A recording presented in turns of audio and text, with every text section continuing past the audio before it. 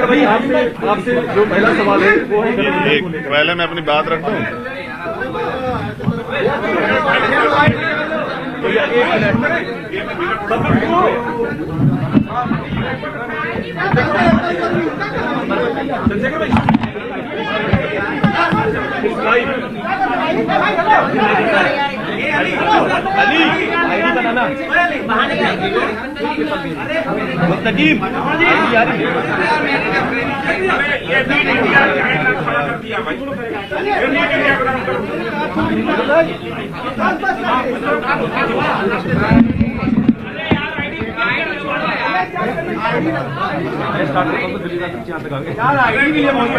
अच्छा, मेरा निवेदन है, अब आप चुप हो जाएं तो बोले।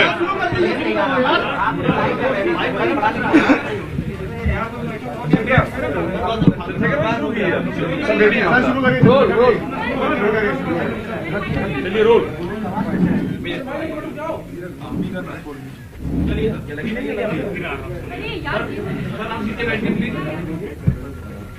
बहुत बहुत धन्यवाद आप सब लोगों का।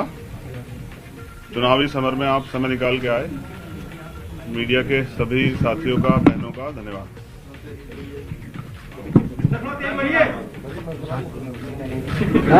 ये फिर ये भोपू क्यों रखा हुआ है?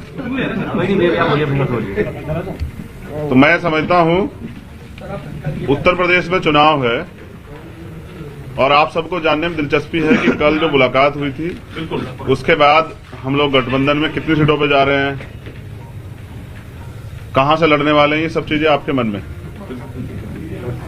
मैं भी 2 दिन से मीडिया के लोगों से बात नहीं कर रहा था क्योंकि मैं भी अपनी चीजों को फाइनलाइज कर रहा था, क्योंकि आदमी जितना आदमी बड़ी बड़ी बातें करता है या कुछ भी कहता है, उन बातों पे उसका टिका रहना बहुत जरूरी होता है। तो मैं उतना ही बोलता हूं जितना मेरे अंदर हिम्मत होती है, उससे फालतू नहीं बोलता हूं। मैं समझता हूं कि 6 महीने पहले से हमने भी ये प्रयास किया था कि बहुजन समाज 85% बहुजन समाज इकट्ठा हो, जिसके लिए हमने अखिलेश जी पे भरोसा किया कि वो इस आंदोलन को आगे बढ़ाएंगे। और 6 महीने से लगातार हमारी मुलाकातें भी हुई, सकारात्मक बातें हुई। हमारे जो मुद्दे थे, क्योंकि आप जिसके साथ गठबंधन में जा रहे हैं, क्योंकि सरकार बनने के बाद वो तानाशाही हो जाता है और पिछला कुछ इस तरह का कार्यकाल भी एक लंबा समय का रहा है। तो जो मुद्दे थे जैसे प्रमोशन रिजर्वेशन का मामला, सामाजिक न्याय का मामला, बैकलॉग का मामला, सब पे बात हुई। मुस्लिम साथियों को भी उन्होंने 18-19% आरक्षण देने की बात की थी। सब चीजें बात होने के बावजूद मैं समझता हूं कि सब चीजें, क्योंकि घोषणा करना और उन पे खड़े रहना, मुझे जवाब देना है समाज को। 2 अप्रैल के मुकदमे सरकार ने लगाए, इस सरकार को रोकने का हमने तमाम तरह से प्रयास किया और इसलिए से 2 दिन से मैं यहां हूं। 1 महीना 10 दिन से हमारी बातचीत चली और अंत तक पहुंची, क्योंकि पिछले 9 साल से लगातार हम बहुजन समाज के लोगों को इकट्ठा करने का काम कर रहे हैं। बड़ी मुश्किल से हम अपने लोगों के अंदर रीढ़ की हड्डी पैदा कर पाए। उनका विश्वास टूट गया था कि भाई वो आगे नहीं बढ़ पाएंगे, क्योंकि जब हमारे आंदोलन की विचारधारा बदली, जो पिछला आंदोलन था, तो तकलीफ हुई। अच्छा, इस विषय में ये भी याद दिला दूं कि आज बहन जी का जन्मदिन है, तो माननीय बहन जी को भी जो है जन्मदिन की हार्दिक बधाई। वो दीर्घायु हो, स्वस्थ रहें और उनके लंबी उम्र की मैं कामना करता हूं तथागत बुद्ध से। भरपूर प्रयास किए गए, क्योंकि हमारे लोगों का एक भरोसा है। पिछली बार जो अखिलेश जी की सरकार में हुआ, उनको ये डर है कि अगर हमारा लीडर वहां नहीं होगा तो कल जो सरकार बन जाएगी हमारे लोगों के वोट से, तो मुझे नहीं लगता कि उनपे सारे मुद्दों पे बात हो पाएगी, क्योंकि जो उनकी पार्टी से शेड्यूल कास्ट के लीडर जीत के जाएंगे या नहीं भी जाएंगे, वो बेचारे अपने राष्ट्रीय अध्यक्ष के प्रति खिलाफ नहीं हो सकते। पूरी जिम्मेदारी से 2 दिन यहाँ रहने के बाद, सारी पार्टी कार्यकर्ता बात करने के बाद, सारी चीजों को छोड़ के हमने तय किया कि बीजेपी को रोकना है, किसी भी कीमत पर रोकना है। हम लोग बीजेपी को सत्ता में नहीं आने देंगे, क्योंकि मैं निर्दोष होते 16 महीने जेल में रहा, 100 से ज्यादा मुकदमे। आज भी आप देख लो कि प्रेस को नहीं करने दे रहे हैं। मुख्यमंत्री खुद प्रेस करते हैं, प्रधानमंत्री मास्क उतार के घूमते हैं सारे में। तो बीजेपी ने जो 69,000 शिक्षक भर्ती घोटाले के, इन सबको रोकने के लिए हमने एक कदम बढ़ाया। सकारात्मक रही सब चीजें, लेकिन अंत समय में मुझे लगा कि अखिलेश जी को दलितों की जरूरत नहीं है। वो इस गठबंधन में दलित नेताओं को, दलित लीडरशिप को नहीं चाहते। वो चाहते हैं कि उनको दलित वोट करें, लेकिन मेरा डर ये था कि अगर दलित उनको वोट कर देंगे तो कल जो उनके ऊपर एक आरोप पिछली सरकारों में रहा, क्योंकि मान्यवर काशीराम साहब को मैं नेता मानता हूं, उन्होंने भरोसा करके नेताजी को मुख्यमंत्री बनाया। फिर क्या हुआ आपके सामने, इसी डर को समाज के अंदर डर था। सारे बुद्धिजीवियों ने, हमने खुद में भी चर्चा की, सब लोगों ने कहा कि आप खुल के बात कीजिए कि कल ऐसा तो नहीं कि सरकार जाने के बाद, सरकार बनने के बाद जो है हम अपने विषयों पे बात ही ना कर पाए, दलितों के साथ फिर वो शोषण हो, घर जलाए जाए, उनकी जमीन कब्जाए जाए, उनको पीटा जाए, उनको सताया जाए, महिलाओं के रेप हो, हाथरस जैसे कांड हो। और 2 दिन में निराशा हुई कि 1 महीना 10 दिन के बाद उन्होंने कल अपमानित किया। ये दुखद है। अपमानित किया आपको? हाँ, ये बहुजन समाज के लोगों का उन्होंने अपमान किया है। किसने सर? अखिलेश यादव ने। मुझे ये भरोसा था कि वो भी 85% बहुजन समाज के लोगों को इकट्ठा करने का प्रयास करेंगे, क्योंकि हम सब लोग भाजपा को रोकने का प्रयास कर रहे थे। मैं तो समझता कि यहाँ पीठ के दर्द के बाद भी 2 दिन से हूं कि किसी तरह से बात सकारात्मक हो जाए, लेकिन कल आने के बाद उन्होंने कहा था कि मैं शाम तक बताता हूं, उनका जवाब अभी तक नहीं है। तो मैं समझता हूं कि वो इस गठबंधन में दलित समाज के लोगों को नहीं चाहते, जबकि बड़े पैमाने पर हमारे साथी जो हैं, जो कार्यकर्ता, जिनकी वजह से आज चंद्रशेखर यहाँ बैठे हैं, बीमार में आजाद समाज पार्टी के, उनकी ये मन था कि वो बीजेपी को रोकने के लिए इस गठबंधन का हिस्सा बने। मैंने कल ट्वीट भी किया था, आप सब लोगों ने अपने मीडिया के माध्यम से चलाया, तो मैंने कहा था कि आप अगवा हैं, आपकी जिम्मेदारी है। दलित समाज, पसमानदा समाज, हाथ का दस्तकार समाज, पीड़ित समाज, वंचित समाज, पिछड़ा वर्ग के सारे नेता आपके साथ इसलिए इकट्ठा हो रहे हैं कि आप सामाजिक न्याय करेंगे। लेकिन मुझे लगता है कि अभी अखिलेश जी सामाजिक न्याय का मतलब नहीं समझ पाए। सामाजिक न्याय कहने से नहीं होता है।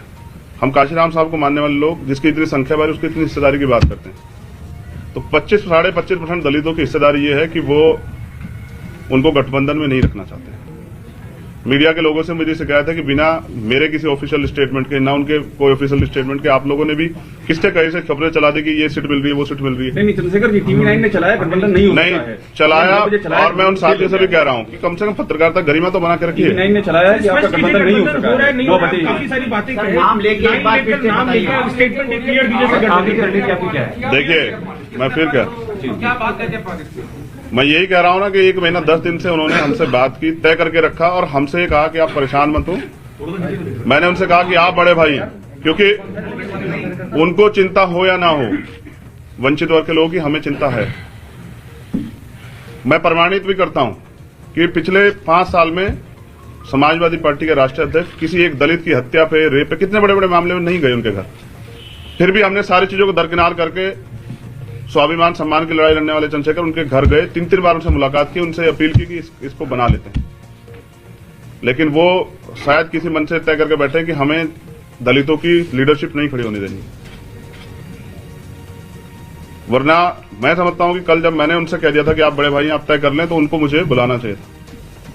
वो तो इसमें रोज दलित वंचित। आपकी क्या मांगे थी उनसे जिनको उन्होंने नहीं मांगा? सर स्पेसिफिक अभी भी नहीं हो रहा है नहीं हो रहा, चल रही है प्रेस कॉन्फ्रेंस। मैं क्या कह रहा हूँ, एक स्पेसिफिक लाइन क्लियर बिल्कुल की क्या हुआ है? हुआ ये है कि अखिलेश जी के ऊपर मैंने कल जिम्मेदारी छोड़ी थी वहां से आने के बाद कि आप तय कर लें कि आप हमें गठबंधन में चाहते हैं, क्योंकि बात सीटें और ये सब चीजें कई मायने रखती हैं। कल हम उनके लिए प्रयास करेंगे कि उनकी सरकार बन जाए, तो उसमें उनमें हमारे हितों की रक्षा होगी या नहीं होगी। कुछ मुद्दों पे वो, जैसे प्रमोशन में रिजर्वेशन का बिल फाड़ा गया, उन्होंने मना कर दिया कि वो इस पे नहीं करेंगे। तो हम दलितों और पिछड़ों के लिए चाहते थे कि भाई प्रमोशन रिजर्वेशन के बिल पे स्थिति साफ करें, बैकलॉग पे। कहने से नहीं होगा, आपको देना पड़ेगा जवाब, आपको नोट बना के देना पड़ेगा। हमारा यह था कि आपको कहनी पड़ेगी मजबूती से बात कि हम करेंगे। और हमारे लोगों को लगता है कि जब आप वहां नहीं है तो उनके कहने से फर्क नहीं पड़ता, वो करेंगे नहीं। क्योंकि पिछले भी हम पे एक उदाहरण है, लंबे समय से कितने मामले हुए हैं, और अखिलेश जी की चुप्पी साबित करते हैं कि वो दलितों को, जैसे बीजेपी आज खेल कर रही है ना कि दलितों को खाना खा रही है, वो आज भी साबित कर रही है कि लोकतंत्र में जहां सबको बराबर की हिस्सेदारी, सम्मान है, अवसर है, वहां वो भी जिस तरह खेल कर रही है। मुख्यमंत्री कल दलितों के खाना खाने गए, तो बीजेपी जैसा ही जो है ना व्यवहार उनका कल देखने को मिला। चंद्रशेखर भाई, एक सवाल आपसे ये है, चंद्रशेखर भाई देखिए, ये पहले तो ये क्लियर कर, एक सेकंड बस, एक छोटा सवाल ले बस, एक सेकंड। 2 दिन से आप इंतजार कर रहे हैं ना मैं भी 2 दिन से, मुझे 9 साल हो गए हैं इस लड़ाई को लड़ते हुए। 9 साल से मैं इस लड़ाई को लड़ रहा हूं, और कभी भी दलित, पिछड़ों पे, आदिवासियों पे, पसमानदा पे कभी उनके हितों की रक्षा की बात होती है, चाहे सीएम एनआरसी का मामला हो। मैं पहला शख्स था जो जेल गया। नेता डर रहे थे कि मुसलमानों की लड़ाई लड़ेंगे तो वो यहाँ जो है दिक्कत आ जाएगी। मेरी चीजें ये है ना, जो आपने पिछले घोषणा पत्र के आपने तो उनको तो पूरा नहीं किया, इसलिए मैं उनसे चाहता था कि वो स्टेट अपना जो है ना वो फाइनलाइज करें, मजबूती से रखें, लेकिन वो नहीं चाहते हमारे मुद्दों बात करने। तो कहने से नहीं चलेगा, तो हमने तय किया है कि अभी हम समाजवादी पार्टी के साथ गठबंधन में नहीं जा रहे। अब हम, क्योंकि हमारे कार्यकर्ता जिन्होंने पिछले 6 साल से उत्तर प्रदेश में लड़ाई लड़ी है, घर घर जाके लोगों को तैयार किया है। बीजेपी के से हमने लाठियां खाई हैं, हमने मुकदमे झेले हैं। बीजेपी के खिलाफ जो है हम लोग लड़े हैं उत्तर प्रदेश में। CNPR NRC का मामला हो, चाहे वो 69 शिक्षक भर्ती का मामला हो, हम सड़कों पे लड़े हैं। तो मैं समझता हूं कि अपने लोगों के हितों की रक्षा में स्वयं करनी पड़ेगी। मैं 25% दलितों के स्वाभिमान की रक्षा करने के लिए हूं, उनको मैं अपमानित करने के लिए। तो मैं तो माननीय काशीराम साहब को नेता मानता हूं ना। उनको राष्ट्रपति बनाने का अवसर मिला, बीजेपी ने कहा बना देंगे, उन्होंने छोड़ दिया। मेरी लड़ाई विधायक MP बनने की नहीं, लड़ाई सामाजिक न्याय की है। मैंने कल उनके पाले में छोड़ी थी, उनका जवाब नहीं आया। मैं मानता हूं कि वो दलितों का नेतृत्व और दलितों की हितों के मुद्दों पे बात नहीं करना चाहते।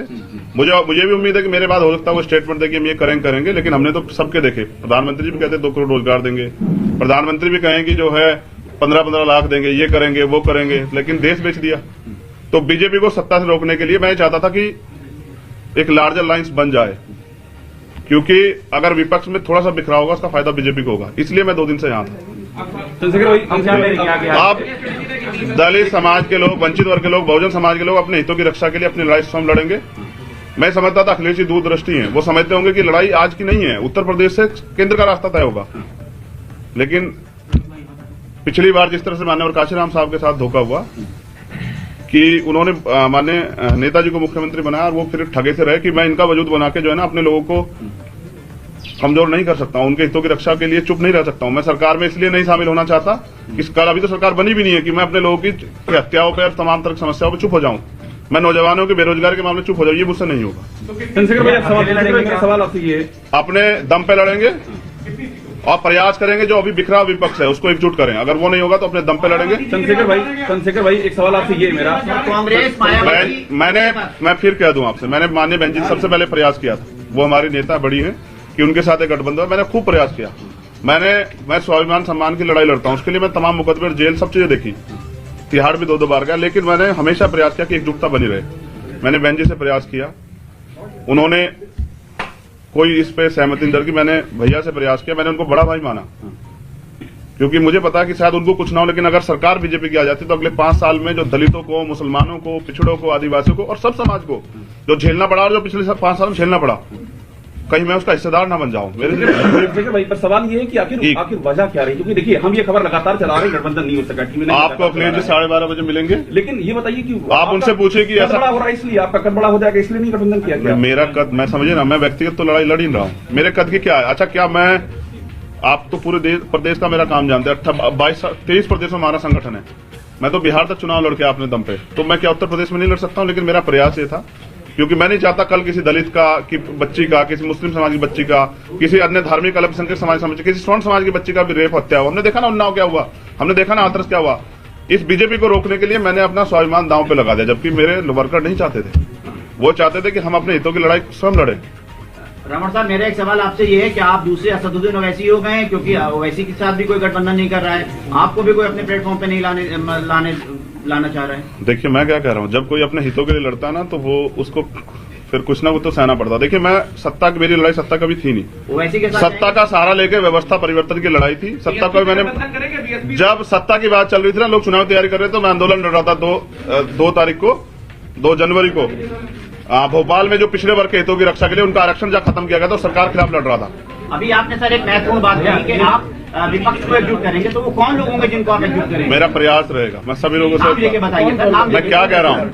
अब अगर आप ये भी सोचते हैं ना कि मुझसे तो नाम लेने की उम्मीद करते हैं, आप जाके उनसे पूछेगा कि आपने ऐसा क्यों किया। जब आप पूछेंगे तो मैं पर्सनली आपको नाम लेके बताऊंगा। मेरा काम है कि जो बटा हुआ विपक्ष है वो एकजुट, और मैं इसके लिए 2 दिन और प्रयास करूंगा पूरी जिम्मेदारी से। नहीं होगा तो भीम आर्मी के लोग, आजाद समाज पार्टी को अपने दम पे चुनाव लड़ेंगे। और गलत ये है ना कि मैं आपको अगर बुला के 10 बजे कि पीसी 10 बजे है और आपको 12 बजे तक इंतजार कराऊं तो आपका काम बाधित होगा।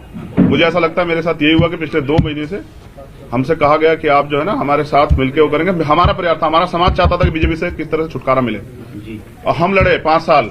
किसी का मामला हो, उन्नाव का हो, हाथरस का हो, जौनपुर का हो, 4 दलितों की हत्या की जाती, कभी कोई व्यक्ति नहीं जाता है। प्रयागराज में 4 दलितों के सामने उसकी माँ और उसकी बच्ची के साथ हत्या होती है। आपने कुछ सीटों की मांग की थी क्या अखिलेश जैसे की? बात हिस्सेदारी की है, जिसकी इतनी संख्या बारी उसकी इतनी हिस्सेदारी। आपको वो 3 सीटें, चंद्रशेखर भाई आपको 3 सीटें दे रहे थे, हमारी जानकारी है, और उसमें 2 सीटें कह रहे थे कि आप उनके सिंबल पे लड़िए। मैं क्या कह रहा हूँ, ये आप उनसे पूछेगा कि दे रहे थे या नहीं दे रहे थे, अरे भाई कितनी सीटें दे रहे थे। अरे भाई टीवी नाइट का आखिर सवाल ये है कि आप किसको अप्रोच करेंगे, प्रियंका जी को, बहन जी को, या फिर अगर बात नहीं बनती तो अकेले कितनी सीटों पर लड़ेंगे? मैंने कहा कि मैंने हमेशा प्रयास किया, लेकिन लड़ाई जो है ना यहाँ इस प्रदेश में महिला सुरक्षा की है। ये लड़ाई इस प्रदेश में हक अधिकार की है, लड़ाई इस देश में बुनियादी है, मुद्दों की राजनीति है। मैं धर्म और उसकी राजनीति में नहीं जाता हूं कभी, लड़ाई मुद्दों की राजनीति की, और मुद्दों पे बात नहीं होगी तो आकांक्षाएं बहुत बड़ी हो गई है, ऐसी चर्चा पॉलिटिकल करते हुए तमाम, जिस तरह से आपने स्टैंड रखा है, सपा के लीडरों का भी स्टैंड है, क्या कब उनमें राजनीतिक बातें जो बातें की जा रही है कोई प्रतिक्रिया है? मुझे बस इतना बताइए कि विधायक बनने के लिए किस उम्र की जरूरत होती है, उसकी सीमा क्या है बताइए। आप बताइए ना, पत्रकार है ना, आप बताइए ना क्या सीमा होती है कि विधायक का चुनाव लड़ने के लिए, बताइए ना। मैं एक बड़े समाज को बिलोंग करता हूं और हम में क्षमता है। अगर आप ये कहना चाहते हैं कि दलित समाज के लोग अपना प्रतिनिधित्व मांग रहे हैं तो गलत कर रहे हैं, तो ये आपकी गलतफहमी है। इंडिविजुअल राजनीतिक मैं फिर क्या कर रहा हूं, इंडिविजुअल राजनीतिक महत्वाकांक्षा, मैं तो जिसको नेता मानता हूं उन्होंने राष्ट्रपति का पद छोड़ दिया, मैंने उनको बड़ा भाई कहा और मैं इस रिश्ते को निभाऊंगा, लेकिन लड़ाई प्रतिनिधित्व की है, हिस्सेदारी की है। बहुजन समाज के लोग किसी से भीख नहीं मांग रहे हैं सर, आपके ऐलान हिस्सेदारी मांग रहे हैं। का फोन आता है तब आप क्या करेंगे? अभी आपने कहा अखिलेश जी ने फोन नहीं मैंने- किया, अगर आपके ऐलान के बाद अखिलेश जी का फोन आता है, मैंने क्या कहा, फोन नहीं किया ना, जिनको जिम्मेदारी लगाई थी उनके साथ बात नहीं की है। दरवाजे बंद हो चुके हैं क्या? मैं क्या कह रहा आपकी तरफ से समाजवादी हूँ, राजनीति में कभी दरवाजे बंद नहीं होते हैं, जो लोग एक दूसरे के खिलाफ मुकदमा कराते हैं वो भी साथ लड़ जाते हैं। मेरा प्रयास ये है कि एक मजबूत विपक्ष बनता जो बीजेपी को रोकता, जिसमें सबकी भागीदारी होती है। आप बता दो उनके पास अभी कोई दलित समाज के कोई पार्टी और लीडरशिप है क्या? मेरे आज के बाद शायद वो किसी को इकट्ठा करने लग जाए। दलित समाज की बात करते हैं, क्या वो इसमें साथ आएंगे? आप भी अकेले हैं, 11 होते हैं, वैसी के साथ जाएंगे? जो कुछ होगा, आज 2 दिन का समय आपसे लिया है, उसके बाद अपनी बात आपसे रखेंगे, लेकिन कभी भी दलित समाज के सम्मान से खिलवाड़ नहीं होने दूंगा, ना उनके सम्मान से जो है ना खिलवाड़ करने दूंगा।